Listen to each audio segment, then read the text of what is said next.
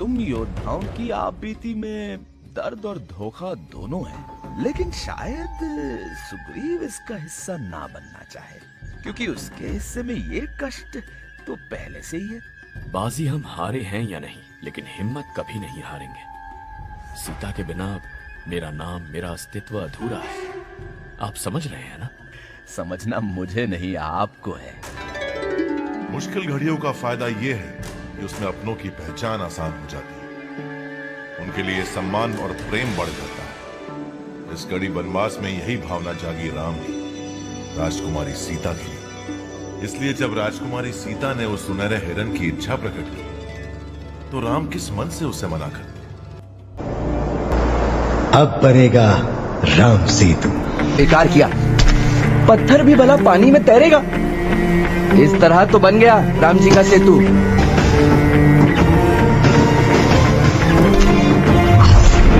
ये बताने का काम मेरा नहीं, तो फिर किसका? वही जो तुम्हारा जन्मदाता है।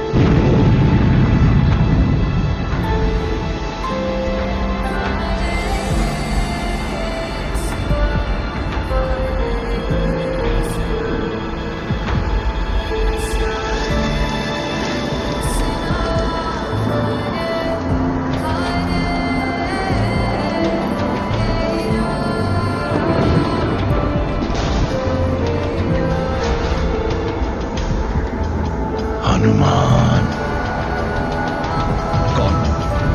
कौन है? मेरे सामने आइए। कौन है?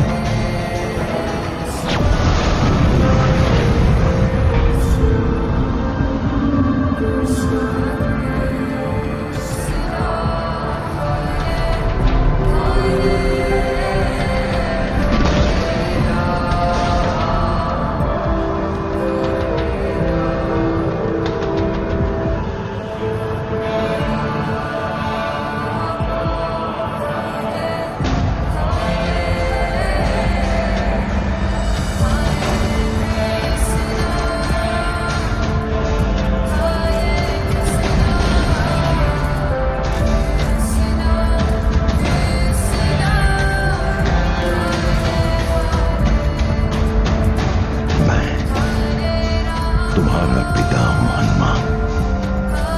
वायु।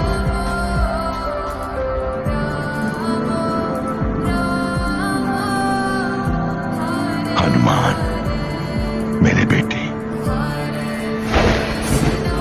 अगर आप मेरे पिता हैं तो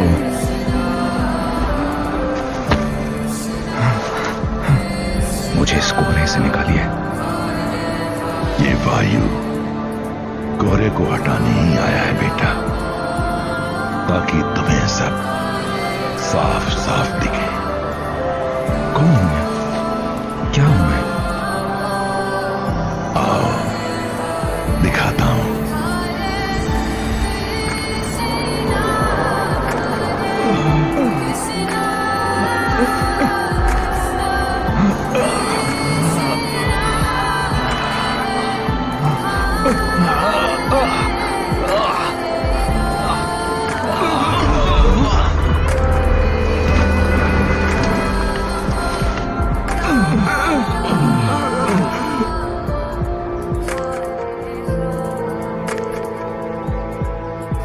काका,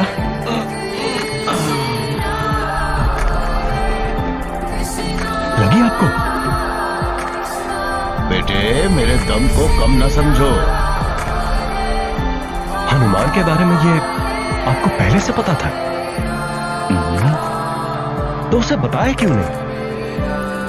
उसे छोड़ो, तुम अपनी बताओ। ये सब देखकर जानकर तुम्हें क्या लगा? यकीन ही नहीं होता। देखा, जब तुम्हारी ये प्रतिक्रिया है तो सोचो भला हनुमान इस सच को कैसे स्वीकार करता। इसलिए उस शंका का पेड़ गिराने के लिए नरम हवा के कई झोंके नहीं, इस इकलौते तूफान की आवश्यकता थी। बस एक बार हनुमान अपना सच संभाल ले, फिर देखना तुम्हारा पहला प्रश्न बिन पूछे समझ गया हूं मैं। क्यों तुम्हारी असलियत तुमसे छुपाई गई? पर इसका उत्तर तुम स्वयं जानते हो। क्योंकि मैं नादान था। अनोखा होने का सही मतलब तभी जानता जब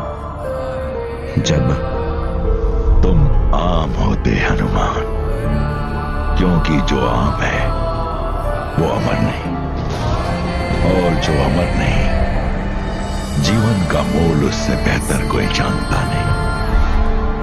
मृत्यु एक मंजिल है और अमरता केवल एक यात्रा जिसका कोई अंत नहीं, जो एक सक्षम यात्री को थकाकर अक्सर गलत राह पर ले जाती है।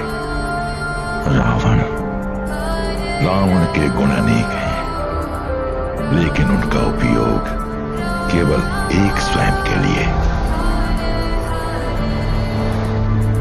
यदि तुम भी उसकी तरह अपनी शक्ति का अहम लिए गलत राह पर चलते, हर लोग की बुनियाद हिला देते।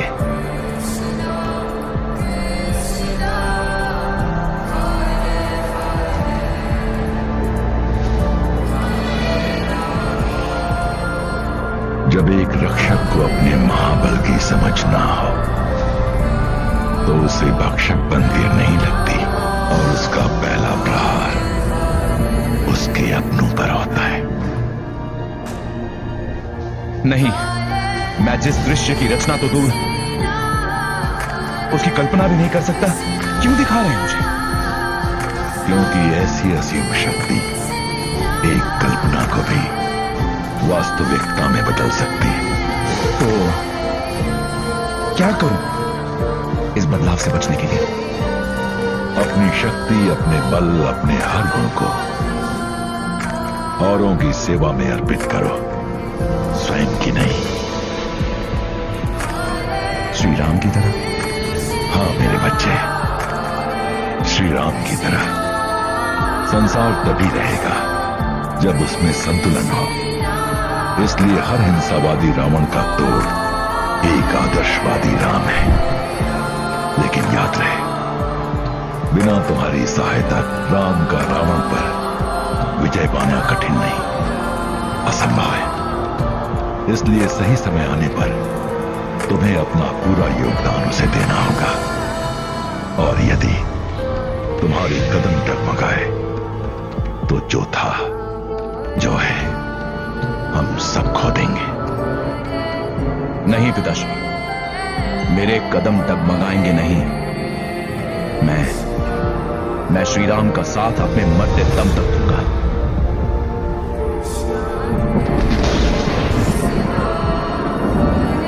तथास्तु। आज के बाद अपने नाम के आगे एक और नाम दिखती थी, उड़ती फिरती आजाद। हाँ, क्या दिन थे, पर अब गिनती भर बची हैं।